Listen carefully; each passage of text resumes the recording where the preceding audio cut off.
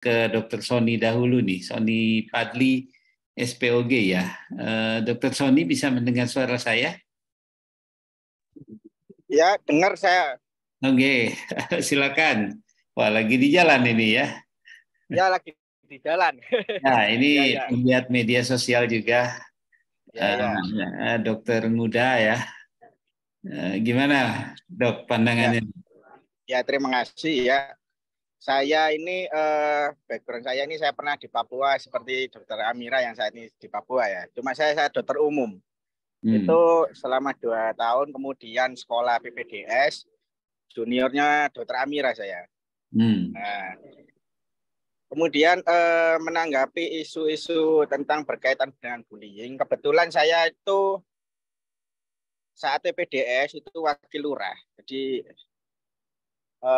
kayak ketua kelas ada wakilnya ya. Oh. Yaitu sebagai wakilnya.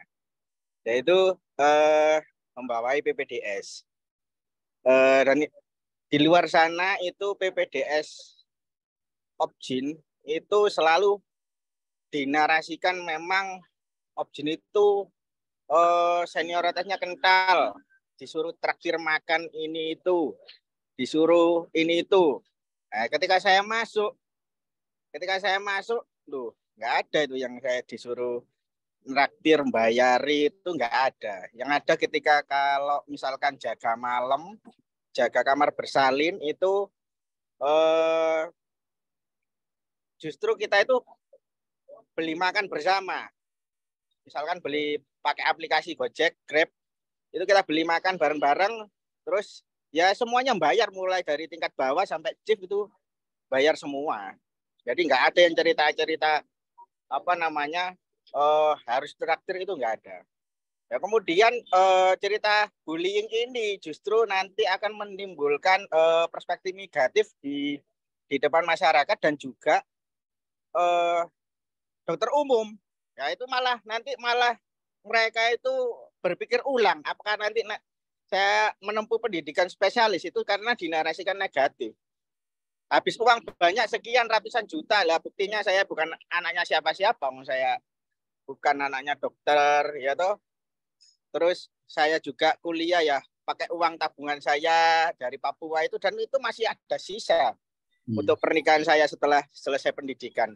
Menurut saya itu hal-hal seperti itu ya.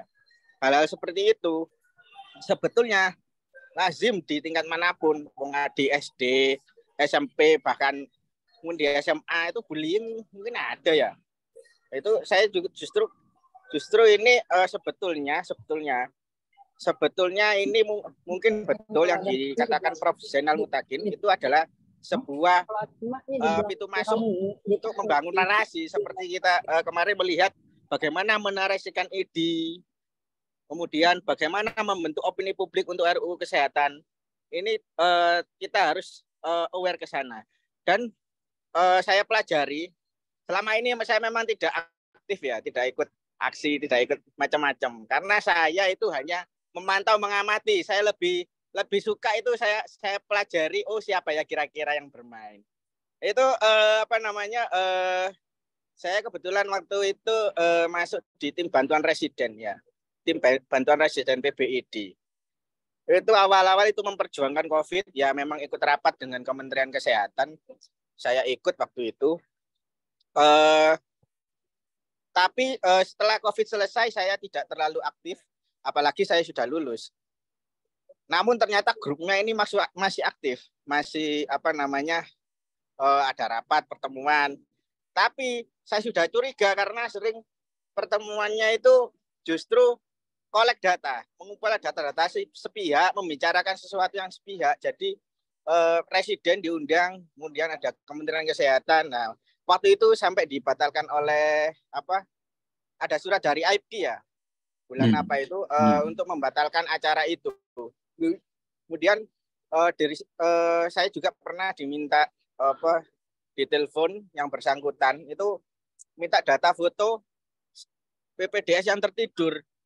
Loh, emang kamu ngerti PPDS Objin itu kayak gimana? Emang kamu ngerti bullying PPDS Objin itu kayak gimana? Nggak nggak ada semua itu. Aku bukan menutupi, tapi justru Opjin itu paling bagus karena semua itu tertata rapi.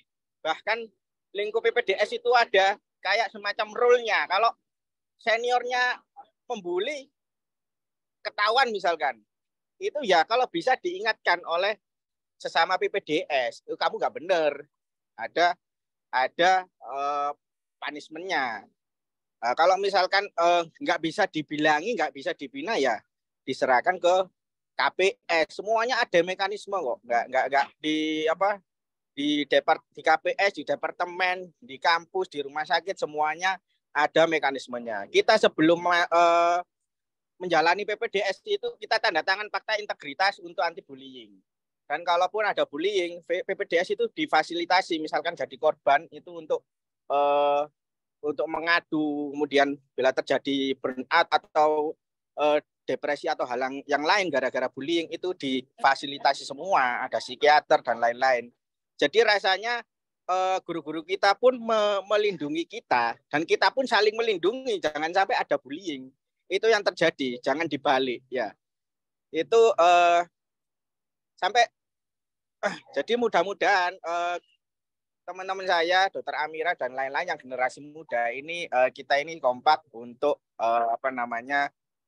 menjaga marwah IDI. Saya tidak hanya terpaku pada IDI saja, karena saya justru terpaku pada founding father dari semuanya. Republik ini justru dibangun oleh dokter.